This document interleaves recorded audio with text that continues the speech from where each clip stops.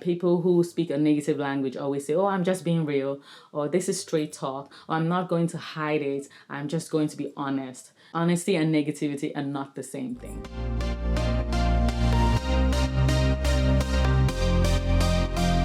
Hey guys, this is Bjordan Dafrede and welcome back to the Daffy Show. So in all honesty, I'm making this video for the third time because of some things I cannot even explain.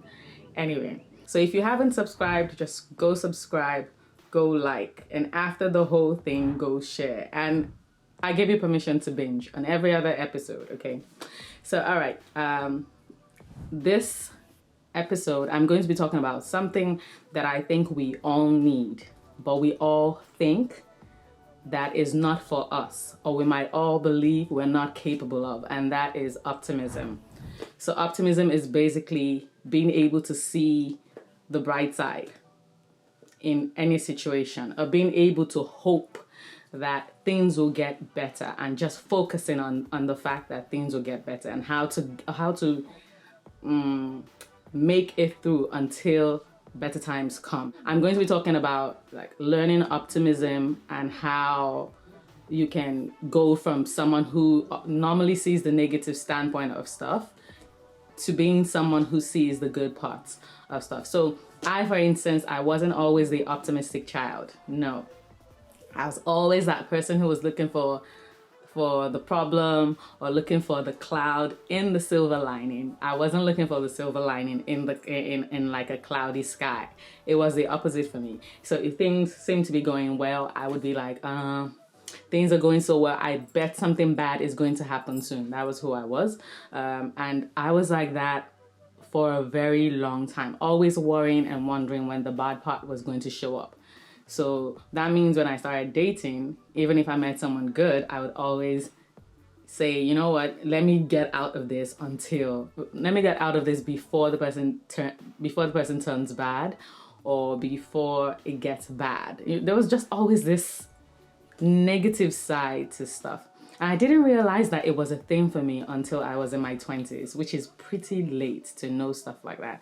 It just seemed, and by then it just seemed like, okay, the world is a bad place anyway, and bad stuff happens, so I might as well just be that, just stick with that because it works for me. Like if I always imagine the worst case and the worst case happens, then I'm prepped, right?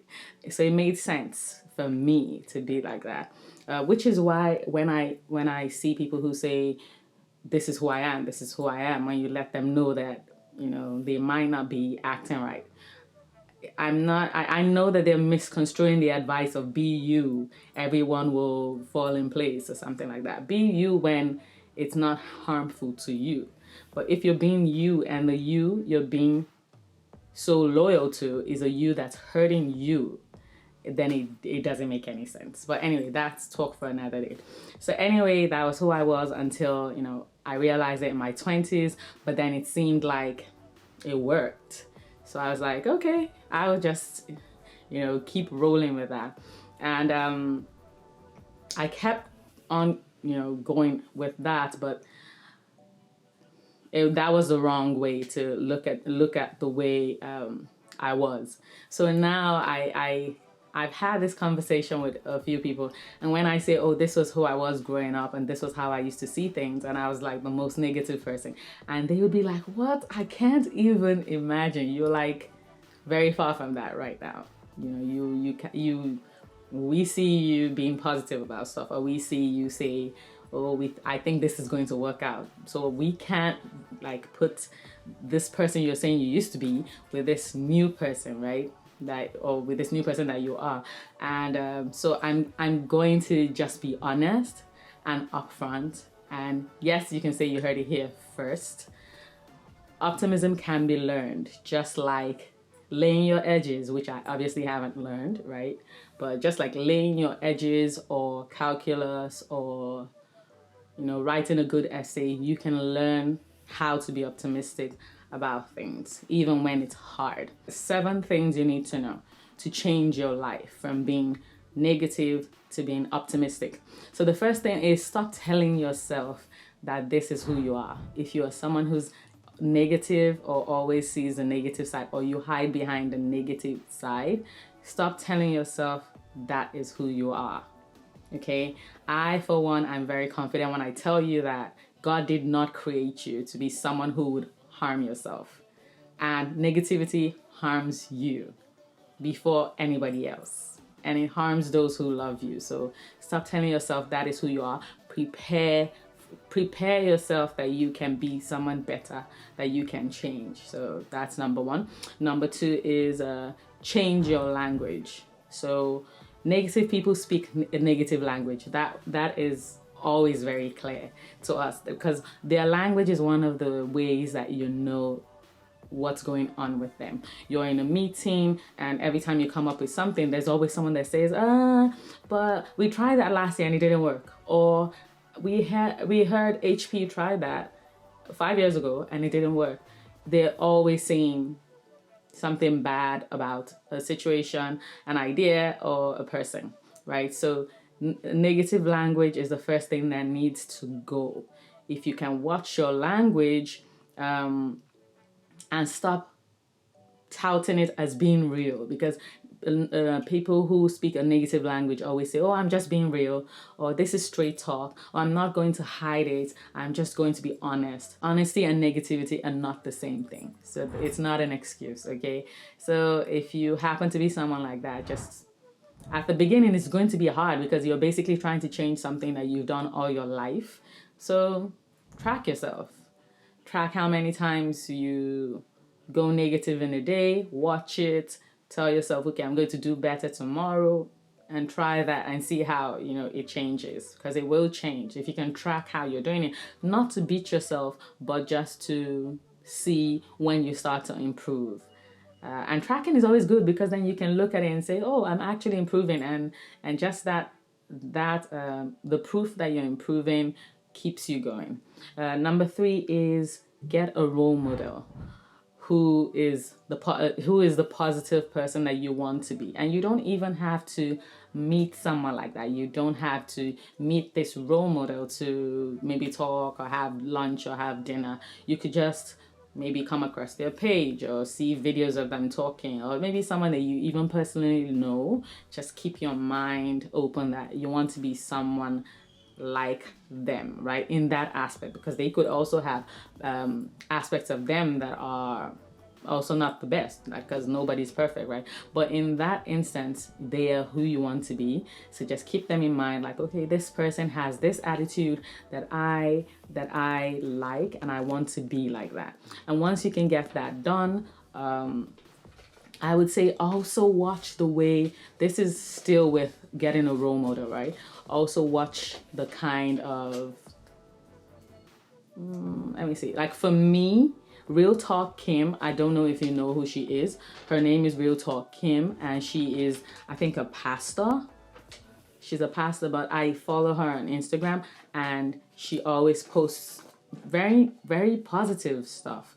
And then she does IG stories, and those IG stories, she's just very positive about her life, about her situation, and she's been through a lot. She had a divorce, and some people were very mad that that happened to her, and then they cut her off. But she was very positive about it, and I just love people like that, right? Number four is stop hanging with your people. Stop hanging with your people. And by your people, I mean people like you. And that's going to be hard, because we tend to hang with people who agree with the same things. We tend to hang with people who think like us. So if you're a negative person, you're not optimistic, you've probably been hanging with people like you. So you're going to have to give some distance to them in the period when you're trying to change. You're going to have to give some distance until you are very close to the person. In fact, you're going to have to give them some distance. Anytime you're going to meet with them, don't expect to have the same kind of relationship you used to have, because most likely you'll be telling them, oh, this is not right? Change the way you talk. And they also won't like the fact that you don't agree with them anymore. So I don't know if you get what I'm saying, but you're going to have to give negative people some distance. Number 5, create affirmative statements, positive confessions about this trait you're trying to learn, about this person you're trying to become. So you see the way I said, all things work together for good for those who love Christ. I say that all the time to myself, right? Sometimes when I'm like shook and something shakes me a bit, I'm like to myself, I tell myself that all things work together for good for them that love Christ. All things work together for good for me. And I personalize it. And then it reminds me, about God's promises.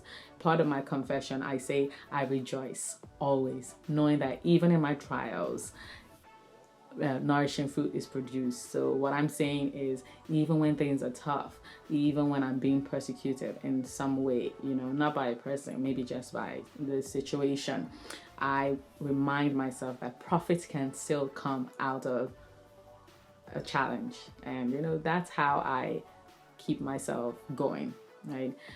It's all about controlling the ear gates, because our ears are gates. We let in stuff and it can mess with us. Travis Green's song Intentional, I love his song Intentional. There's just something so mood boosting and just such a reminder that great things are coming and greater times are coming, and if you hold on, you will meet those things, right? Sinach's song is called I Know Who I Am. So Sinach is this gospel singer. She's Nigerian, and she sang this popular song called Waymaker, which has now become this crazy hit right now. Like, there's so many covers of it everywhere. But anyway, she has this song. I'm not sure it's as popular. It's called I Know Who I Am. Go check it out. And if you know somebody else, a singer or just some celebrity or anyone who's very optimistic, drop their handle in the comments or just let us know who they are so we can check them out. All right, so number 6 is keep a gratitude tracker. So I used to do the gratitude jar, but it can get a bit overwhelming because you will find yourself with a lot of jars. So now I think a gratitude tracker works.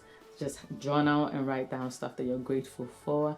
It definitely include your family. You can just ask them, what are you grateful for today? What are you grateful for today? And if you have kids, it helps them also start, having that gratitude culture of looking at the bright side and being optimistic, because optimism and gratitude are definitely,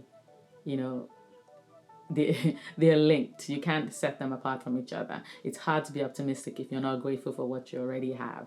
So definitely track the things you're grateful for, and it will help. Number 7, this is the last one. Watch out for anyone or any situation that every time it occurs, it takes you back to a negative place. Just, pen it down. Just highlight it and say, this person or this situation, every time or most of the time, they almost take me back to this person I'm trying to cut myself from, or this trait I'm trying to cut myself from. I'm going to make a video, and it's going to be about how I handle human triggers, how I've been able to handle human triggers, because, I'm still learning, but how I'm able to handle human triggers and what triggers say about us as people.